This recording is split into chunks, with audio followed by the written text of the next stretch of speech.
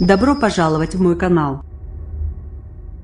Le président américain Donald Trump s'est exprimé devant les médias à la Maison-Blanche le 17 décembre 2017.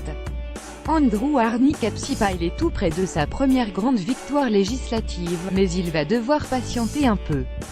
La grande réforme de la fiscalité promise par Donald Trump était proche de son adoption définitive au Congrès, malgré un couac de dernière minute qui retardera le vote final à mercredi. La Chambre des représentants, à majorité républicaine, a approuvé la réforme en début d'après-midi mardi, et le Sénat votera dans la soirée. Mais 3 articles mineurs violant certaines règles budgétaires et la minorité démocrate va obtenir de retoquer le texte, qui devra donc repasser mercredi à la Chambre pour son adoption définitive. Le résultat devrait rester le même: l'adoption de la première grande réforme du mandat de Donald Trump. Breaking news: The House just passed the Tax Cuts and Jobs Act, cutting tax for middle-income families across America. pic.twitter.com 9 puis pop im2 Paul Ryan @Speaker Ryan Décembre 19, 2017, félicitations, a tweeté le dirigeant peu après le vote de la Chambre, en énumérant les leaders républicains qui ont voté pour baisser vos impôts. La minorité démocrate est unanimement opposée, mais la majorité républicaine s'est finalement rassemblée, après des semaines de marchandage. Le calendrier initial, la fin de l'année, a même été respecté. C'est l'exemple parfait d'une promesse faite et d'une promesse tenue, s'est réjoui Paul Ryan, président de la Chambre et porteur de la réforme. Nous rendons aux gens de ce pays leur argent, s'est-il écrié.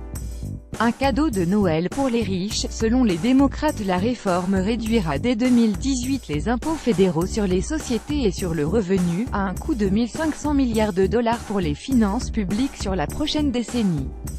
Mais le locataire de la Maison-Blanche espère qu'elle installera durablement la croissance économique américaine au-delà des 3% actuels, ce qui générerait en retour de nouvelles rentrées fiscales. La réforme était également censée simplifier le code des impôts afin que les Américains puissent remplir leur déclaration de revenus sur une carte postale. Mais la promesse a fait long feu, les lobbies ayant réussi à sauver tel abattement ou telle niche fiscale, par exemple sur la déduction des intérêts d'emprunts immobiliers. Le texte inclut aussi 2 grandes revendications conservatrices: l'annulation de l'amende imposée par Obamacare aux personnes qui ne sont pas assurées et l'ouverture de terres protégées de l'Alaska aux forages pétroliers. Pour les démocrates, la loi est effectivement un cadeau de Noël, mais pour les plus riches et les entreprises. Souvenez-vous de ce jour, a lancé Nancy Pelosi, chef des démocrates de la Chambre. La loi est, dit-elle, un vol pur et simple de la classe moyenne.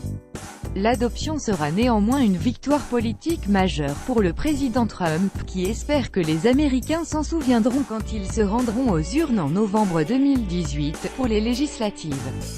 Pour l'instant, ils sont sceptiques. 55% s'opposent à la réforme, selon un sondage publié par CNN, et 2/3 jugent qu'elle profitera plus aux riches qu'à la classe moyenne. Mais les résultats la rendront populaire, assure Paul Ryan. Dès février, les impôts prélevés à la source baissent.